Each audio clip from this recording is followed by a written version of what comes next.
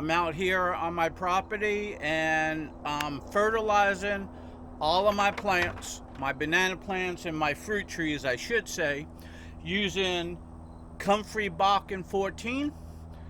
I have it fermenting over there. It's nice, rich, and dark.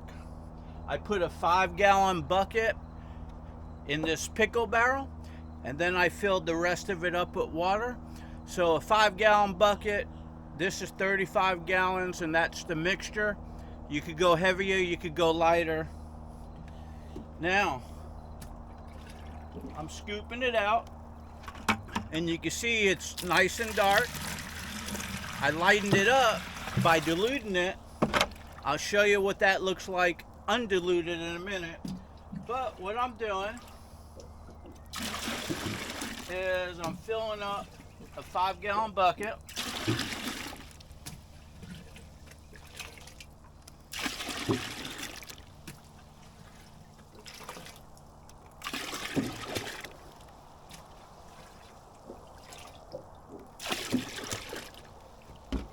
And depending on how much I put on a plant is dependent on the size of the plant.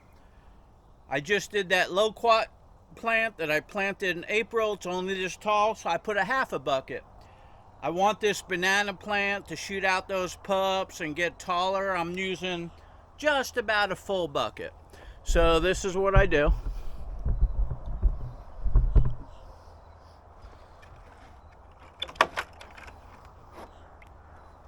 So I got a 5-gallon bucket.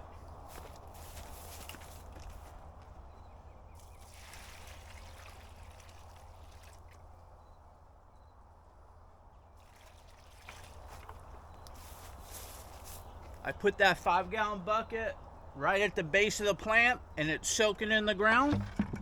And all that nutrients and minerals and vitamins and everything that the Comfrey Bocking 14 has in it is now going down into the roots. The roots are going to suck it up and help that banana plant to be healthy. Okay, so now this is a rack of blue java. They're looking nice at the moment.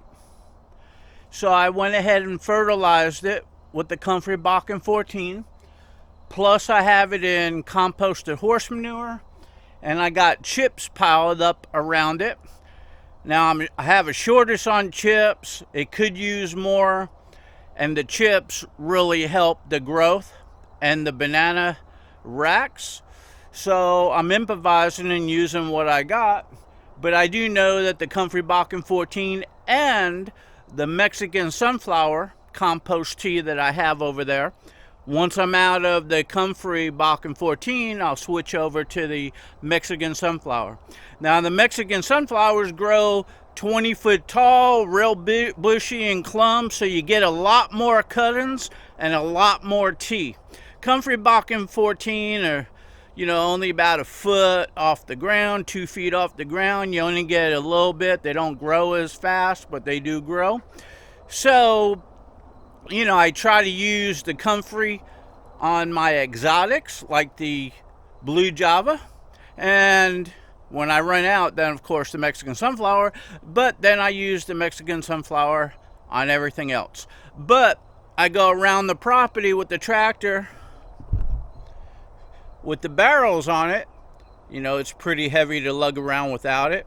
But you could fill that 5-gallon bucket and go to your small garden or fruit tree and dump it by hand. It's just, you got to use what you have available. So with that said, I have a lot more to fertilize, so I'll get back to you.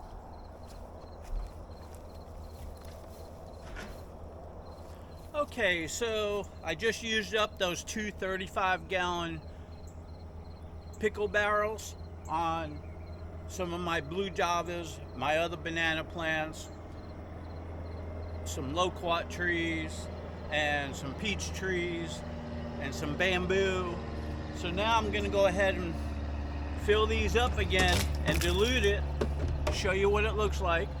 Then I'm going to go do more bamboo, loquat trees, peach trees, berry bushes, and so on. But I just want to show you what it looks like. So I have some barrels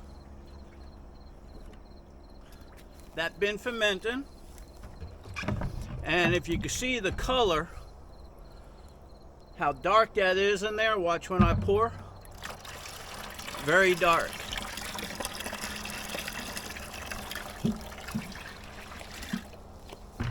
Now I'll show you that once I fill it up.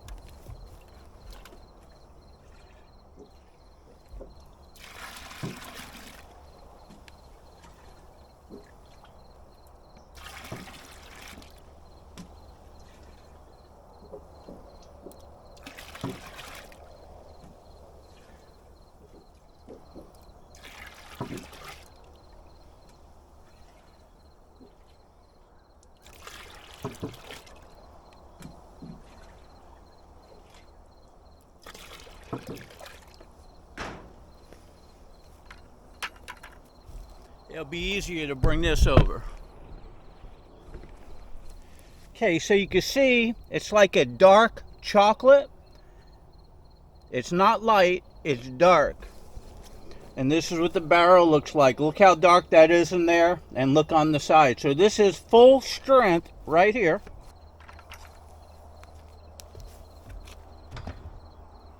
I'm taking a whole 5-gallon bucket.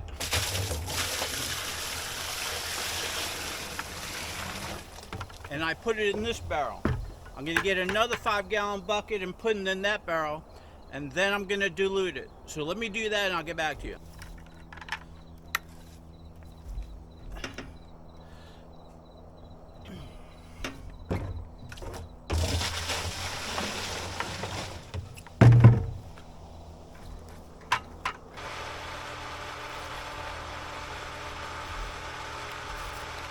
Okay, so I filled up that other barrel with 5 gallons of full strength.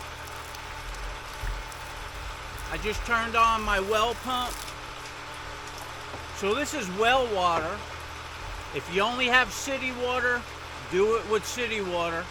But I have well water available, so I'm taking it right out of the earth. I think it's you know, they don't filter everything out, and they don't add bleach or Clorox or, you know, whatever they treat earth water with down at the plant. I go ahead and use it right out of the earth, so there's sulfur in there and other minerals. So not only my watering with the Comfrey or the Mexican sunflower have nutrients, but the water itself has nutrients. So I'm just gonna go here. I'm just gonna stay here and fill these up. I'll put that on there to hold my hose. So the key factor is give your banana plants and fruit trees a lot of nutrients. Now, since this is 100% organic, you're not gonna over fertilize. You could under fertilize, but not over. When you get to synthetic, then you could burn your plants and everything, because that's all man-made. And then it's in the plant, then it's in the fruit, and you eat it. You know, they could claim that it doesn't harm you, but I'm not taking any chances. So I try to do everything organic. You can see in back of me over here, I have Mexican sunflower. Right over here, look how tall they are. They're probably about 10, 15 foot tall.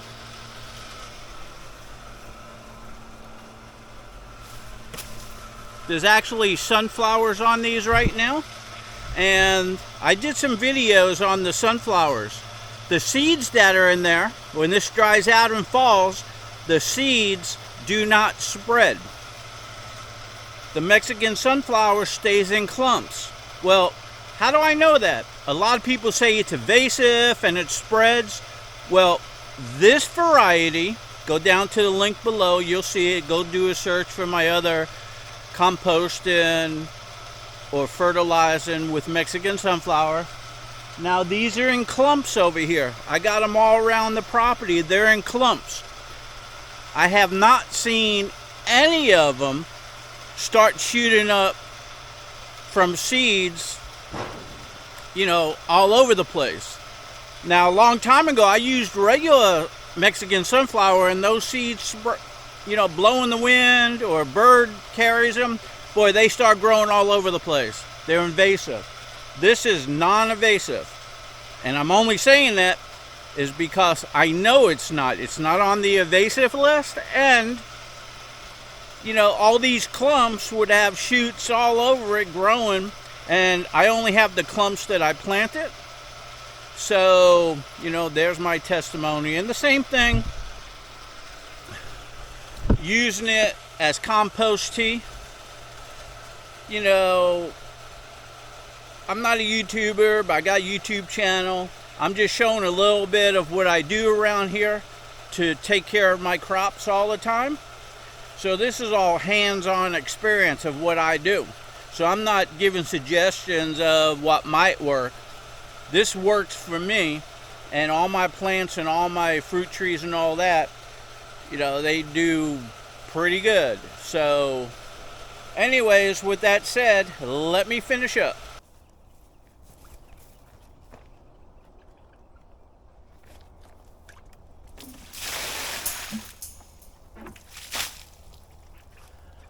Okay, so this right here is a Florida Prince peach tree. A lot of people say Florida Prince peach tree, but that's not the name. Florida Prince peach tree. Now, I just gave it a 5-gallon bucket. It's looking really nice and healthy, shooting off some new green right now. I got to trim the inside of it, keep the growth on the outside. That way there's a lot of airflow through it. So let me go ahead and continue and fertilize. Take a look at my little chickies over here.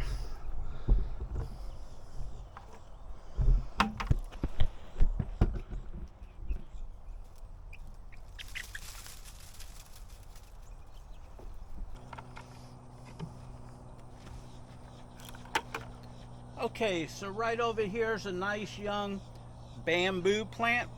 It's going to grow about 2 inches round, real thick on the inside. When it grows, I'll use it to prop up my banana plants. This one here is called a sea breeze, and then we're going down to my silver stripe. Now, sea breeze, when they grow, they'll give off a lot of leaves and branches that come off of the main shoot. And when the wind blows, you can hear it, a breeze. That's why you call it sea breeze. It grows good in salty areas. It does great in storms like hurricanes and tropical storms. So it's a really good hardy bamboo. But like everything, you got to fertilize it.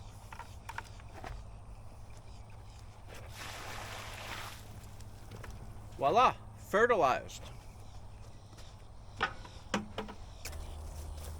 Okay, so right over here I got silver stripe. Silver stripe shoot up to grow about 2 inches round, really thick, great to use to support banana plants. And they do not grow a lot of leaves coming out, so they're just bamboos that come up 35 foot tall. So these I'm planting around the property where I don't need any shade.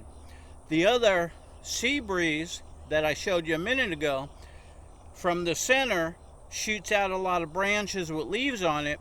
I got that over there by my chicken coop because I wanted to grow big and put shade right over the chicken coop. So wherever you want shade, like a hedge line or something, they make great hedge lines. These grow to be like lumber. They're really good and useful. They look good, but they don't have that shade cover. So they also need to be fertilized.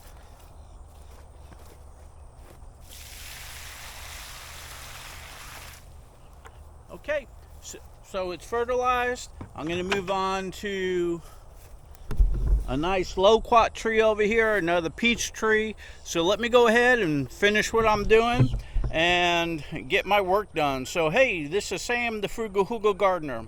I hope you enjoyed my little compost tea made out of Comfrey Bocking 14 fertilizing video. If you did, give me a like, give me a share. Come on my Facebook page. Come on over to my Facebook group. We would love to have you. Until then, my work needs to be done, so we'll see you soon.